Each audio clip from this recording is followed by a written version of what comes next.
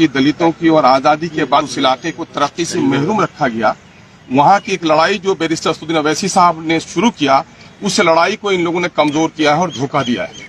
इन लोगों ने धोखा किया है, बल्कि सीमांचल की वो गरीब और महरूम जनता जो इंसाफ की तलब के लिए एमआईएम का झंडा उठाया था, इनको वोट देकर जिताया था, उस जनता को धोखा दिया है। वो कौन है? वो गरीब हैं, किसान हैं, मजदूर हैं, परदेसी मजदूर हैं, सैलाब से परेशान हाल लोग हैं, अनपढ़ लोग हैं, दवा से महरूम लोग हैं, बेरोजगार लोग हैं, उनको धोखा दिया है। मैं समझता हूँ मीर जाफरों के साथ ही मैं समझता हूँ कि राजद जैसी पार्टी जो कभी माई समीकरण की बात करती थी, अकलियतों की, विशेषकर मुसलमानों की बड़ी बात करती थी, और आज अकलियतों के दरमियान में पार्टी उठकर आई है, अकलियतों की आबादी से उठकर आई है, अल्पसंख्यक लोग जीत कर आए, अल्पसंख्यक के लोगों ने उस इलाके में अपने समस्याओं के समाधान के लिए उनको वोट दिया है, इनको तोड़ने का काम किया है, तो मैं समझता हूं कि आने वाले दिनों में इसकी बड़ी कीमत चुकानी पड़ेगी।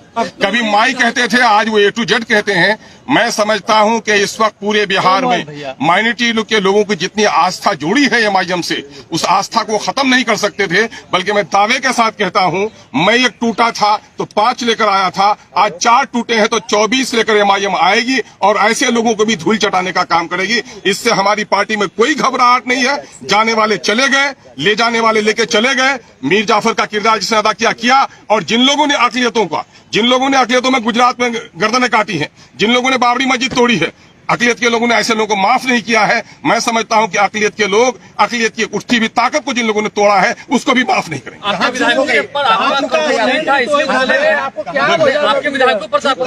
नहीं, मेरे कंट्रोल का मामला ये है, ये पुलिसिया मामला नहीं होता है, कंट्रोल है। उनको इतनी आजादी मिलनी चाहिए, सोच समझ की आजादी मिलनी चाहिए।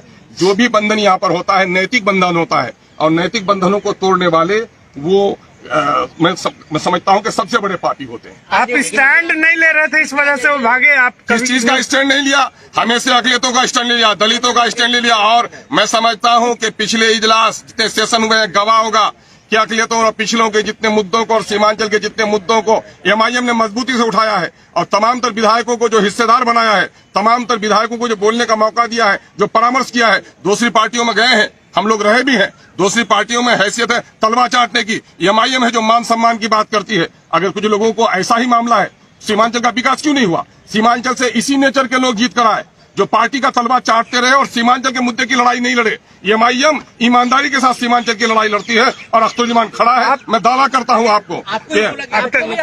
अरे मुझे किसकी हिम्मत है? मैं समझता हूं ऐसी कोई राजनीतिक दल ने जन्म नहीं लिया है जो अख्तरुज्जमान के ईमान का खरीदारी करता है। कहने को कोई लफंगा किसी को अगर इशारा कर दे तो थोड़ी ही है कि क्या कहना।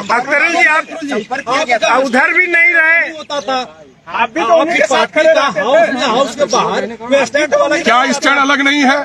सवाल ये पैदा होता है, आप महागठबंधन के साथ भी नहीं रहते थे, बिहार के पिछड़ों के लिए जो बात हमने की है, सीमांचल के हक और इंसाफ की हमने बात की है। सीमांचल में वो तमाम तर विधायक जिनकी बस्तियां कट रही हैं, जहाँ सैलाब का कहर है, जहाँ पुल नहीं बना, सड़क नहीं बना, स्कूल नहीं बना, हॉस्पिटल नहीं बना, रोजगार का मौका नहीं आया, वो स्टैंड कोई साथ दिया क्या? उस स्टैंड में एमआईएम सब लोग साथ थे क्या? दूसरी पार्टियां थी क्या? हाँ, जो कॉमन मामला था, अभी मामला आया अग्निपथ का मामला कॉमन इशू है। कॉमन इशू में हमने भी पार्टी का साथ दिया। लेकिन जहां तक सीमांचल के मुद्दे रहे, सीमांचल के मुद्दे में पार्टी कभी पीछे नहीं रही है। और मैं समझता हूं किसी पार्टी ने सीमांचल की इतनी वकालत नहीं की है जितना अल्प अवधि में एमआईएम ने की। ऐसा नहीं था, सबसे बड़ी पार्टी बन गई। आपको क्या लगता है बिहार में कुछ होने वाला है? अब भाई, ये मुंगेरी लाल के सपने हैं।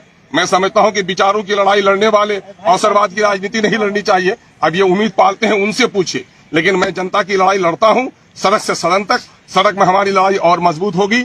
सदन में भले ही हमारी संख्या घटी है, हम सदन के संख्या घटने से नहीं घबरा रहे हैं। मैं समझता हूं कि बिहार की जनता इस हादसे से और रिएक्शन के साथ। आपको महागठबंधन के फोल्डर में रहना चाहिए था, ये महसूस हो रहा जी? महागठबंधन के फोल्डर। मुझे किसी के फोल्डर की जरूरत नहीं है। मैं मंत्रालय का ख्वाब भी नहीं देखता, और मैं कोई अपनी जाती फायदे के लिए राजनीति भी नहीं करता। मैं तो सीमांचल की लड़ाई लड़ने आया हूं। बिहार के दबे कुचले अकलियतों की, पिछड़ों की, शोषितों की, वंचितों की आवाज बनकर आया हूं। मुझे खुशी और प्रशंसा इसी में है कि मैं उनकी आवाज बन सकूं। मंत्रालय की भी ऑफर थे मुझको। ऐसी चीजों को पांव के ठोकर में रखता है अख्तरुज्जमान, और एमआईएम भी रखती है। हमारे जो राष्ट्रीय अध्यक्ष हैं, उन्होंने कभी भी इन चीजों को आड़े आने नहीं दिया, हमेशा सच्चाई और हक की बात की है। और मैं उसका सिपाही हूं, पूरी तवानाई के साथ, पूरी मजबूती के साथ। इन हादसा से भी, इस तूफान से भी हमारे इरादे और अज़्म का जो दरख्त है वो हिल नहीं किसको सकता। दोषी मान रहे हैं? दोषी दोनों हैं, दोषी दोनों हैं, टूटने वाले भी दोषी हैं। अंदेशा नहीं था कि पहले से वो संपर्क में थे, ये बातें तो अच्छा, बहुत दिनों से अंदेशा फैल रही करता थी। भी तो आप क्या समझ रहे हैं? भागने वाली कोई बकरी है जिसको बांध के रखेंगे आप? इंसान तो विचारों से बंधा हुआ रहता है। अगर जिन लोगों ने विचारों का त्याग कर दिया हो उसको बांध के नहीं रखा जा सकता। इस पे आरजेडी में जाकर उनको क्या फायदा मिलेगा, क्या हाँ लगता है? बिल्कुल, साहब को भी घटनाक्रम से बिल्कुल मैंने यहाँ की खबर दी है और उन्होंने कहा है इससे घबराने की जरूरत नहीं है। और जो जिंदा तहरीकें होती हैं ये इस किस्म के हालात आते रहते हैं और ऐसा होता है सैलाब में खसो खासा बह जाता है और जो मजबूत पहाड़ होता है खड़ा रहता है। महाराष्ट्र के बाद बिहार में भी खेल होगा क्या? अब उस खेल की बात उनको कहिए, वो खेल का जो तमाशा देख वो उम्मीद बांधे हुए हैं। महाराष्ट्र में जो हुआ है गलत है और महाराष्ट्र के खेल को जो लोग गलत कह रहे हैं वो भी या खुद गलत कर रहे हैं। बहुत बहुत शुक्रिया।